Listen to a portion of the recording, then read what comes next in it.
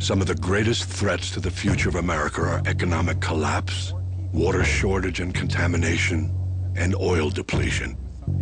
Each is an evil we know, but there is one looming danger that may overshadow them all.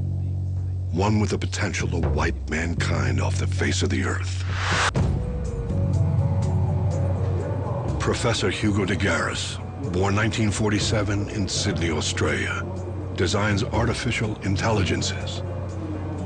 His research is leading the way toward the evolution of self-aware robots. He sees a future in which artificial intelligences are far more powerful than the entire human race combined. It's only a question of time now before humanity can build artificial brains that are far more intelligent than human beings. So this is a huge issue which I believe will eclipse any other human issue this century. I call this species dominance. People have been saying for a long time, well, look, robots are just around the corners, but that corner's been around for 50-odd years, so, when's it going to happen? Arthur the Robot, the second mechanical man built by the Oakland, California high school youth. Arthur represents all of a month's after-school tinkering. Most people have probably heard of something called Moore's Law. He said in the 60s that the number of transistors on a chip doubles every year and a half or so. So it's largely because of that phenomenon, that trend, that it's more or less now that there's enough capacity in electronics to actually make these artificial brains. The Korean, South Korean government, they will aim to put a home robot, a useful, intelligent home robot, in every Korean household by 2020. And Bill Gates is on record as saying by 2030, the home robot industry will be one of the biggest and richest in the world. And why is that? Well, I mean, imagine you really had a machine that could do all the household tasks. It would be so useful that you would be prepared to spend big money on it. The rapid acceleration of technological innovation in recent years may soon enable us to create robots that look and behave like humans.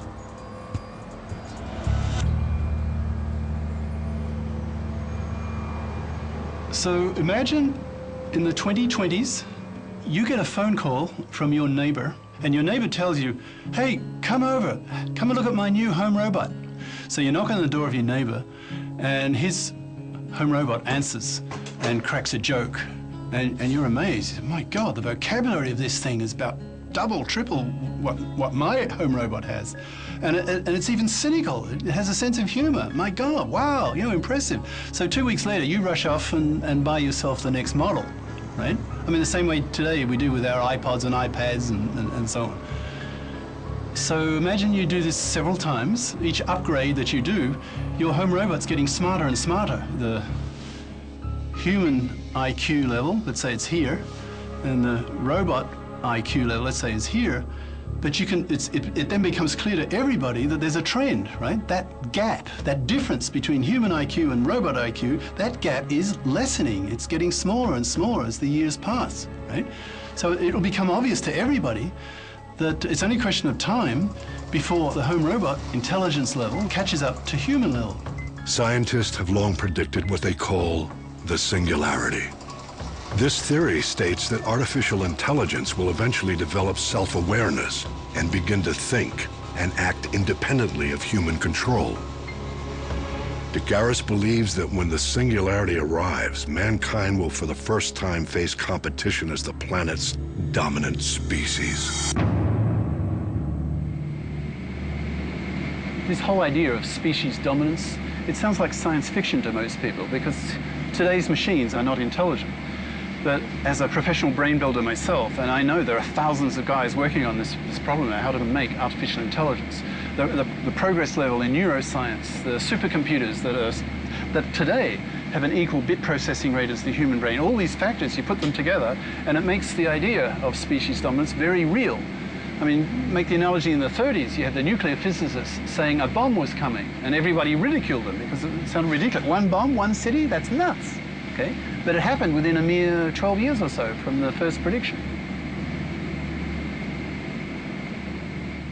people will start asking all kinds of obvious questions like, well, are these machines going to become as intelligent as human beings? Should we try to stop it? Could we stop it? If Bill Gates is right, saying that by 2030, the home robot industry will be worth literally trillions of dollars a year, right? So enormous economic momentum. How do you stop that? And then you've got the military momentum, because in the time frame we're talking about, 2030s, probably what's the dominant political reality of those times? Well, I suggest it will probably be the global rivalry between the US and China. Imagine you're the Minister of Defense. You will not have the luxury to allow the other guy to develop systems that create more intelligent soldier robots and military systems than the other country. Even if the public gets really alarmed, the national security type arguments will ensure this development will go on. The benefits and conveniences offered by highly intelligent robots are undeniable. And it is easy to imagine how quickly we will become accustomed to their presence. But the pace of their evolution will be so rapid that Degaris wonders just how long before the servant becomes the master. So our artificial brains will become more and more like our brains, like natural biological brains. And you need to remember, these artificial brains, they're thinking 1,000,000 times faster than we are. Whereas our brains, our biological brains, they're operating at chemical speeds. Electronic brains think at the speed of light. So can you imagine if one of these brains had human-level intelligence, it could do a PhD in minutes, which is pretty scary. So effectively, there's no limit to their capacities. They could be, well, not only thinking much faster, but virtually unlimited memory, right? So you could put all the world's knowledge into one artificial brain.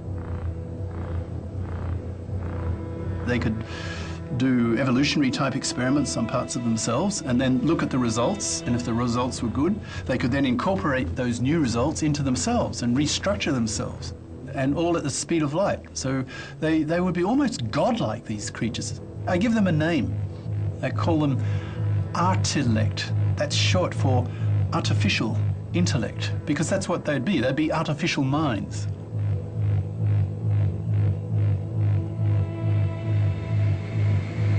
The potential of these machines is so vastly greater than what we are as humans.